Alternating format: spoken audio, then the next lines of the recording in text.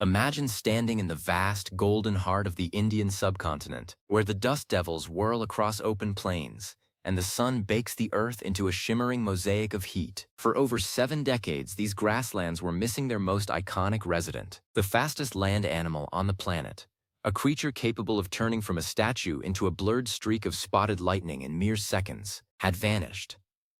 Since 1952, the cheetah was officially extinct in India, but then something absolutely massive happened. In a move that felt more like science fiction than traditional conservation, 26 cheetahs were flown halfway across the world to be released back into a land their ancestors hadn't roamed in 70 years. This wasn't just an animal relocation. It was a high-stakes ecological experiment that threatened to either fail spectacularly or change the face of the Indian wilderness forever. And honestly, what happened to the ecosystem once those paws hit the ground was absolutely insane. When you think of India's wildlife, your mind probably goes straight to the dense jungles of the Bengal tiger or the rugged hills of the Asiatic lion. But there is a third, often forgotten landscape that is just as vital: the grasslands and open scrub forests. For 70 years, these areas were treated as secondary, often dismissed as wastelands or mere fodder for livestock. But nature doesn't do wastelands. Every square inch of the planet has a purpose, and in these specific plains, the missing piece was the cheetah. By reintroducing these 26 pioneers, India wasn't just trying to save a cat, they were trying to restart a biological engine that had been stalled since the mid-20th century. The moment the first wooden crates were opened and those African cheetahs stepped out into Kuno National Park, a literal shockwave went through the environment. You see, an ecosystem is like a giant, complex game of Jenga. When you pull out a key piece, especially an apex predator, the whole tower starts to lean and wobble. For 70 years, the Indian grasslands were leaning. Without the cheetah to keep the balance, the herbivores like the blackbuck and the chinkara had become complacent. They didn't have to worry about a predator that could outrun them on open ground. They stayed in one place too long, eating the grass down to the roots, which allowed invasive shrubs to take over and destroyed the nesting grounds for rare birds. But the second those 26 cheetahs arrived, the rules of the game changed instantly. This is what ecologists call the landscape of fear. But don't let the name fool you. It isn't about being scared. It's about being alert. The sudden presence of a world-class sprinter in the neighborhood meant that the prey animals couldn't just lounge around anymore. They had to move. They had to be vigilant. And that simple change in behavior, moving from one patch of grass to another to avoid being spotted, allowed the vegetation to finally breathe. Within months of the release, researchers started noticing that the native grasses were growing taller. The soil, once packed hard and dry from overgrazing, began to soften as the root systems of the grass recovered. This allowed rainwater to actually soak into the ground instead of just washing away the topsoil. It was like the cheetahs were accidentally performing massive-scale landscape surgery just by being there and going for a jog. But let's talk about the sheer logistics of this project, because it is mind-blowing.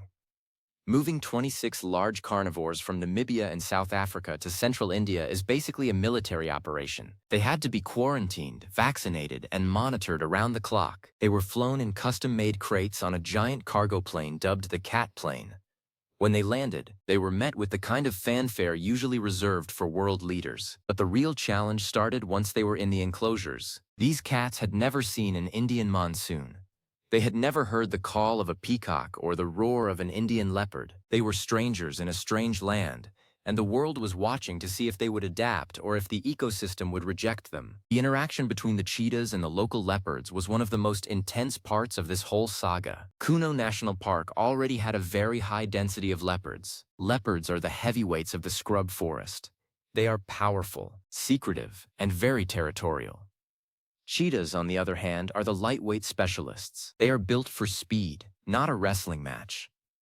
There were major concerns that the local leopards would simply push the newcomers out, but what actually happened was a fascinating display of spatial awareness. The cheetahs, being incredibly smart, began to map out the gaps in the leopard territories. They stayed in the more open, grassy areas where their speed gave them the advantage, while the leopards stuck to the rocky outcrops and thicker brush. This niche partitioning meant that the forest was suddenly supporting two major predators instead of just one, which drove the biodiversity of the park through the roof. And then came the babies.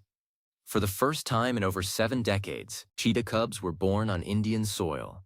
This was the moment everyone had been waiting for. It was proof that the project wasn't just a temporary display, it was a sustainable rebirth. Seeing those tiny fuzzy cubs, which looked like little honey badgers to help camouflage them from predators, tumbling through the Indian grass was a massive victory. It meant the females felt safe enough and found enough food to raise a family. However, life in the wild is never easy. The Indian climate threw some serious curveballs. During the heavy rains, the high humidity led to unexpected skin issues for the cats, as their thick winter coats, which they had grown for the African winter, trapped moisture. The veterinary teams had to work around the clock, innovate on the fly, and even develop new types of medicinal collars to keep the pioneers healthy. It was a reminder that rewilding is a constant, evolving battle. What's truly insane is how the cheetahs changed the lives of the people living around the park. This wasn't just a nature project, it was a social one. Thousands of villagers were recruited as cheetah mitras, or cheetah friends. They were taught how to track the cats, how to protect their livestock, and most importantly, how to take pride in the fact that their backyard was now the only place in India with cheetahs. This led to a massive drop in illegal woodcutting and poaching. Why? Because the cheetah had become a celebrity. It brought in tourism, it brought in global attention, and it brought in funding for schools and infrastructure. The cheetah was literally paying for the protection of its own home by simply existing. As these 26 cats navigated their new world, they began to wander. Some of them went on epic road trips, crossing rivers and venturing dozens of miles outside the park boundaries into agricultural land. One cheetah in particular became a bit of a folk hero for his adventurous spirit. These wanderings provided the researchers with invaluable data. They learned that the cheetahs didn't just want a park. They wanted a corridor. This realization has sparked a massive new plan to link different wildlife sanctuaries across India with greenbelts. By trying to save 26 cats, India is now essentially rebuilding a fractured landscape on a continental scale. Let's look at the smaller residents of the park, because they saw some of the most insane changes. With the grass growing taller and the ecosystem becoming more structured, the insect populations exploded. We're talking about rare butterflies and beetles that hadn't been seen in the area for years. These insects are the food source for a variety of birds and small mammals. The return of the cheetah triggered a bottom-up recovery of the food web. The dung from the cheetahs and their prey also enriched the soil, acting as a natural fertilizer that further boosted the health of the plants. It's like a giant green engine had been jump-started, and every single part, from the smallest blade of grass to the biggest antelope, was suddenly humming with new energy. Some people argued that the project was too risky or that the money should have been spent elsewhere. But when you look at the insane results, those arguments start to fade. Grasslands are one of the most efficient carbon sinks on Earth. By restoring the health of these plains through the reintroduction of the cheetah, India is actually creating a massive natural sponge for carbon dioxide. This makes the project a key player in the fight against climate change. It's not just about a pretty cat. It's about a functional planet. The 26 cheetahs are the ambassadors for an entire biome that we desperately need to survive. The story of these cheetahs is also a story of genetic resilience. By bringing in cats from both Namibia and South Africa, scientists are ensuring a diverse gene pool. This is crucial because a small, isolated population can often suffer from health issues. But these 26 individuals are the founding members of a new Indian dynasty. They are being monitored with high-tech satellite collars that send pings to a control room every few minutes. This allows the team to see exactly where they hunt, where they sleep, and how they interact. This level of precision conservation is the future of wildlife management. We are no longer just letting nature take its course. We are actively helping it find its way back to health. Think about the sheer courage of these animals. They were taken from their homes, put on a plane, and landed in a place where the smells, the sounds, and even the air were different. Yet they did what cheetahs do best. They adapted. They learned how to hunt the local deer. They learned which trees were best for marking their territory, and they learned how to avoid the human-made obstacles on the edges of their world. Their success is a testament to the incredible power of instinct and the resilience of life. The ecosystem didn't just accept them. It was waiting for them. It was like a lock and a key finally coming together after 70 years. The project has also turned into a massive educational tool. Millions of people in India and around the world have been following the Cheetah Diaries. It has sparked a new interest in ecology among children who might have otherwise never cared about a wasteland in Madhya Pradesh. This shift in public perception is perhaps the most important result of all. If people care about the cheetah, they will care about the grass. If they care about the grass, they will care about the water and the climate. The cheetah is the hook that draws people into the complex, beautiful story of our natural world. Looking ahead, the plan is to continue releasing cheetahs in batches over the next decade. The goal is to establish a self-sustaining population that can eventually roam across multiple states. It's a vision of a grand grassland, where the sound of a cheetah's chirp is as common as a bird's song. This project has shown that we don't have to just accept the loss of biodiversity. We don't have to just watch species disappear and shrug our shoulders. We have the power to bring them back. We have the power to fix the mistakes of the past. The transformation of Kuno National Park is a living laboratory. Every day, the researchers are finding something new. They've discovered that cheetahs utilize the landscape in ways that are totally different from tigers. While a tiger needs thick cover and a lot of water, a cheetah is much more flexible.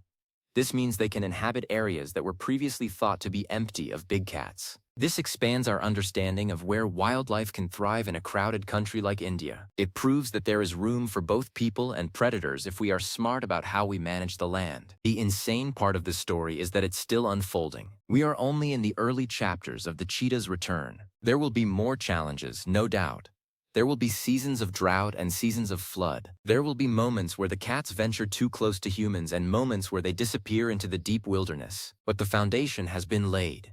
The 26 pioneers have proven that the land is ready. They have proven that the ecosystem is hungry for its lost hunters. And they have proven that with enough will, we can turn back the clock on extinction. If you ever get the chance to stand in those grasslands, you'll feel it. The air feels different. There's a tension, a vibrance, a sense that something important is happening just out of sight. That's the feeling of a healthy ecosystem. That's the feeling of the cheetah. For 70 years, the Indian plains were a beautiful painting that was missing a central figure. Now the figure has been painted back in, and the whole image has come to life. 26 cheetahs are more than just animals. They are a bridge between the past and the future. They are a promise that we can heal the world, one heartbeat at a time. The ripple effect didn't stop at the birds and the grass. Even the local water table saw a difference. When the native grasses returned, their deep roots acted like tiny underground pipes, guiding the monsoon rain deep into the earth instead of letting it run off the surface and cause erosion. Local wells that had been dry for years started to show signs of life. The farmers nearby, who were initially skeptical, began to see that a healthy forest with cheetahs meant a healthy water supply for their crops. It was a win-win situation that no one could have fully predicted. The cheetah was basically a water conservationist without even trying. The story of the 26 cheetahs also forced the government to rethink how they manage land. Instead of just focusing on small, isolated patches of forest, they are now looking at the big picture. They are creating wildlife corridors that allow for the migration of all sorts of animals. These corridors act like highways for nature, ensuring that different populations can meet and breed, keeping the gene pool healthy. This shift from island conservation to landscape conservation is one of the most important shifts in modern ecology, and the cheetah was the catalyst for it all. Let's not forget the sheer beauty of what's happening. A cheetah in full sprint is one of the most incredible sights in the universe. Its spine flexes like a spring, its tail acts like a rudder, and its eyes are locked on its target with a focus that is almost supernatural. To see that sight in the shadow of an Indian fort or against the backdrop of an acacia tree is to see nature in its purest form. It's a reminder of why we do this. It's not just about the data or the carbon or the water. It's about the wonder.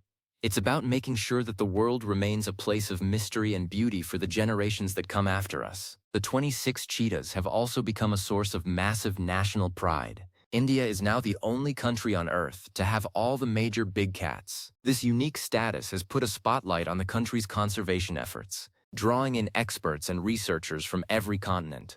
Kuno has become a global hub for learning how to reintroduce large carnivores. The lessons learned here will be used to help save lions in Africa, jaguars in South America, and wolves in Europe.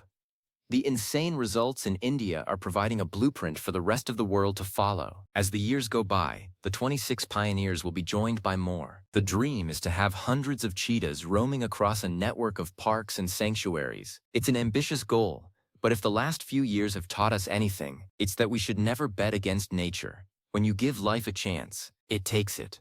When you open the crate, the cheetah runs, and when the cheetah runs, the whole world catches its breath. What's also fascinating is how the cheetahs are choosing their homes. Some have preferred the dense riverine forests, while others have stayed in the high, rocky plateaus. This variety in habitat selection shows that the cheetah is much more adaptable than we gave it credit for. They are proving to be the ultimate survivors. They are teaching us that perfect habitat is less important than protected habitat. As long as there is food and safety, they will find a way to thrive. This is a vital lesson for conservationists who are trying to find homes for endangered species in a world that is increasingly dominated by humans. The impact on the prey base has been equally incredible. To prepare for the cheetahs, the park authorities had to significantly boost the populations of deer and antelope. This meant moving animals from other overcrowded parks into Kuno. This rebalancing of the herbivore population has benefited other predators too. The local jackals, foxes, and even the leopards are finding that there is more than enough to go around. The park has become a land of plenty, a sanctuary in every sense of the word. By aiming to support 26 cheetahs, the park ended up supporting thousands of other animals. The journey hasn't been without its sorrow, of course. In the wild, there are no guarantees. Not every cub makes it to adulthood, and not every adult finds their way. But each life that was lived in Kuno, even the short ones, contributed to the restoration of the ecosystem. Their presence, their movement, and even their return to the earth helped rebuild the landscape. They are all part of the story. They are all part of the miracle. The 26 pioneers have started a movement that is bigger than any single individual. They have started a legacy. As we look to the future, the insanity of the result is really just the beginning of a new normal. A normal where the grasslands are protected, where the water table is healthy, and where the cheetah is a natural part of the Indian horizon. It's a future where we don't have to apologize for what we've lost, but can instead celebrate what we've regained. The story of the return of the cheetah is a story of hope, hard work, and the incredible, unstoppable power of the wild. Think about the next generation of children in India. They won't grow up hearing that the cheetah is a ghost of the past. They will grow up knowing that it is a living, breathing part of their world. They might even see one on a school trip or see photos of them in their local newspapers. This changes everything. It changes how they value nature. It changes how they view their own role in protecting the planet. The 26 cheetahs didn't just change the ecosystem, they changed the future. In every corner of the park, you can see the signs of the revival. The vibrant green of the new grass, the busy chatter of the birds, and the quiet, steady presence of the cats themselves. It's a symphony of life that was nearly silenced, but is now playing louder than ever. The restoration of the Indian cheetah is a reminder that the wild is not a distant memory. It's a living reality that we can choose to nurture. All it takes is the courage to open the crate and let the lightning run. What happened to the ecosystem was insane because it was so fast and so deep. It was like the land was waiting for a signal to wake up, and that signal was the rhythmic pounding of cheetah paws on the dry earth. The ecosystem didn't just react. It flourished. It blossomed. It became what it was always meant to be. And for those of us watching from the sidelines, it's a masterclass in the resilience of our planet. It's a reminder that no matter how much we think we've broken the world, nature is always ready to heal if we just give it the chance. The 26 cheetahs of Kuno are the heroes of this story, but they are also just the beginning. The insane transformation we've seen is just a glimpse of what's possible when we decide to be the guardians of the wild instead of its conquerors. As the cats continue to roam, as the cubs continue to grow, and as the grasslands continue to wave in the wind, we are reminded that the world is a much better place when it's just a little bit more wild. The sprint is far from over, and the best is yet to come. The sunset over Kuno now carries a different weight. As the orange light hits the tall grass, you know that somewhere in that glow, a predator is starting its day. The silence is no longer empty. It's a silence full of possibility. The 70-year wait is over. The cheetah is home. And the ecosystem is exactly the way it should be. Vibrant, balanced, and absolutely wonderfully insane. From the smallest beetle to the largest antelope, the entire park is part of this grand story. The recovery of the grasslands, the stabilization of the water, the pride of the local people. It's all connected back to those 26 cheetahs. They were the spark that ignited a revolution in conservation. They proved that even in the face of daunting odds, we can make a difference. We can bring back the lost, we can heal the broken, and we can create a world where the fastest runners on Earth still have a place to run. The story of the Indian cheetah is a triumph of the spirit, a victory for the Earth, and a beautiful spotted reminder that it is never, ever too late to make things right. The grasslands are calling, and the chase is on. As we look toward the horizon of the next several decades, we can only imagine what other secrets the cheetahs will reveal. Will they develop new hunting techniques for the Indian scrub? Will they form unique social bonds in this new landscape? The scientists are watching, the world is listening, and the cheetahs are simply living. They are being exactly what they were born to be, the masters of speed, the guardians of the grass, and the symbols of a world that refused to stay broken. The insanity of their return is the most hopeful story of our time, and it's a story that belongs to all of us. Because when the wild thrives, we all thrive.